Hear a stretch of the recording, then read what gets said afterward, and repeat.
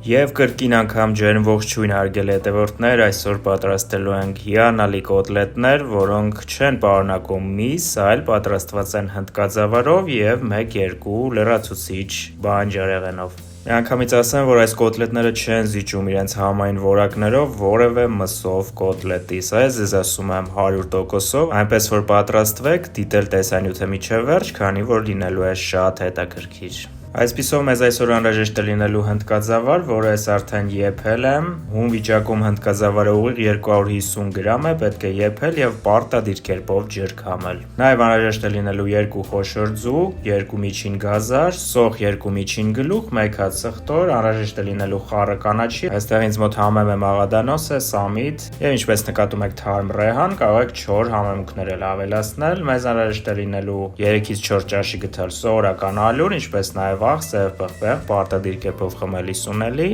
և բակ սիմատ, որ օգտագործելու ենք վերջում։ Դե ինչ առաջին գործողությունով պարզապես այսպես կմանրացնենք սոխը միջին կտորների, իմաստ չունի մանրացնել շատ, քանի որ ընդամենը պետք է փափկեցնենք եւ այս ամենը մենք մեկ ընդհանուր զանգվածի ենք վերջում վերածելու։ Ծխտորը կբաժանենք 2 մասի եւ կանցնենք գազարը քերելուն, պարզապես սովորական քերիչով քերում ենք ամբողջ գազարը, այն նույնպես մեզ մոտ պատրաստ, թեյը կտեղափոխենք այս ամենը ափսեի մեջ և մանր կկտրատենք կանաչին։ Ռեհանից ուզում եմ ասեմ, որ օգտագործելու ենք միայն տերևները, իսկ մնացածը պարզապես հեռացնում ենք։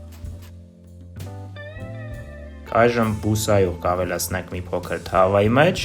և այս ամենը, այսինքն գազարը, սոխը և սխտորը, բայց սխտորը մի փոքր ավելի ուշ, մենք պետք է պարզապես տապակենք, թեթևակիր տապակենք, շոգեխաշենք, փափկեցնենք, շատ չենք տապակելու և տապակելու ընթացքում ոչինչ չենք ավելացնում, մոտավորապես 3-4 րոպե միջինից մի փոքր բարձր կրակով փափկեցնում ենք բանջարեղենը։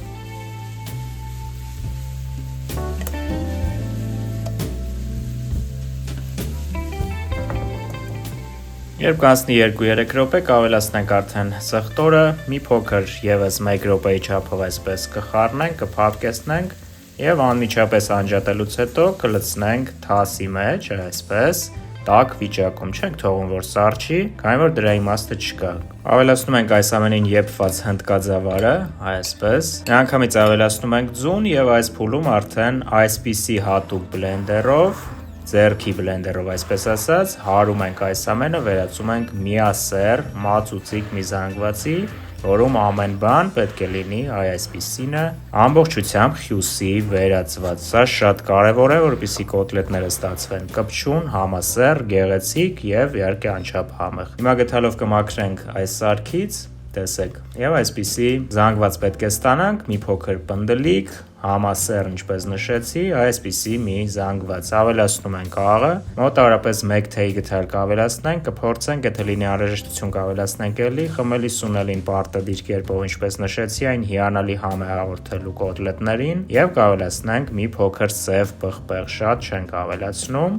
եւ ժամանակն է այս ամենը խառնելու, իհարկե մինչ այդ ավելացնում ենք ալյուրը, ինչպես նշեցի, 3-ից 4 ճաշի գթալ, կավելացնենք առաջին 2-ը, կավելացնենք կտրատված կանաչեղենը եւ կխառնենք։ Եթե մեզ ձեռնտու է լինելու խառնելու արդյունքում, այսինքն ընդհանուր զանգվածը, որը մենք ստուգենք վերջում, եթե լինի պնդլիկ, ապա ալյուրի կարիք չի լինի։ Եթե չի լինում պնդլիկ, ապա ավելացնում ենք եւս 1 ճաշի գթալ ալյուր ընթացքում եւ այսպես շարունակ, մինչեւ առավելագույնս կրկնում եմ 4 ճաշի գթալը։ Երբ զանգվածը պատրաստ է մեզ մոտ, վերցնում ենք 1 ոչ լիքը ճաշի գթալ խճողակից,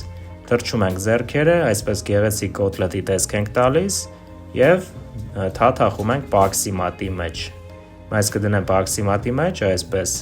գեղեցիկ, շատ զգուշ, շատ նուրբ են կոտլետները, զգուշ են վարվում, բոլոր կողմերից պաքսիմատով պատում ենք եւ վերջ առաջին կոտլետը մեզ մոտ պատրաստ է։ Ես խորհուրդ եմ տալիս բոլորիդ հենց 1 ոչ լիքը ճաշի գթալ խճողակից վերցնել, քանի որ այլ ավելի շատ վերցնելու դեպքում, տեսեք, ես հիմա ցուցադրում եմ, կոտլետը նախ ստացվում է ավելի մեծ եւ կարծում եմ, որ դրա իմաստը բացարձակապես չկա, քանի որ տապակվելուց բարդություններ կարող են առաջանալ, եթե կոտլետը լինում է այլ ավելի մեծ, քանի որ խճողակը չափից դուրս նուրբ է, կրկնում եմ։ Եվս նույն կերպով պաքսիմատ ենք ավելացնում, շրջում ենք բոլոր կողմերից եւ ստանում ենք այլ ավելի մեծ կոտլետ։ Ընտրեք, ես ընտրում եմ միջին կոտլետը, այսինքն առաջի տարբերակը տեսեք, մեծ կոտլետ պատրաստելու դեպքում մենք 8 հատ կստանանք դեռևս պատրաստի եւ մոտարապես 4-5 հատի նաեւ խճողակ կմնա, այնպես որ որոշեք ինքներդ։ Ընդհանուր առմամբ այս երկուսից 17-18 կոտլետ կստանանք եւ հիմա մոտենանք կրակին ու տեսնում եք, որ բավականաչափ առատ բուսայուղ եմ ես լցրել թավայի մեջ, թողնում ենք, որ լավ տաքանա եւ զգուշորեն միմյանցից հեռու դասավորելով, որպեսզի կարողանանք շրջել եւս մյուս կողմի վրա, մոտարապես 5 հատով կտապակենք այսպես։ Միմյանցից կրկնում եմ հեռու եւ կրակը մեզ մոտ միջինից մի փոքր ավելի բարձր է։ Տապակում ենք մոտարապես 2 րոպե յուրաքանչյուր կողմից։ Մեզ անհրաժեշտ է, որ ամեն կողմից կոտլետները կարմրեն, քանի որ առանձնապես եփվելու բան այստեղ չկա, ամբողջը եփված է եւ 2-ից 3 րոպեն բավական է։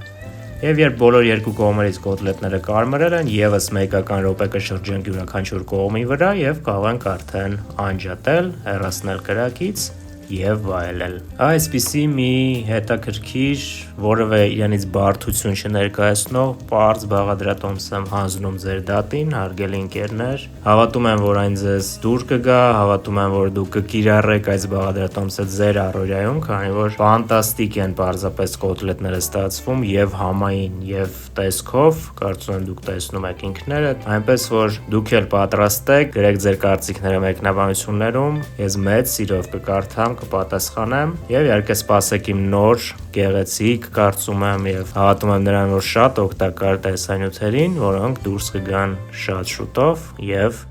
շատ հաճախակի։ Շնորհակալություն եւ մինչ նոր հանդիպում։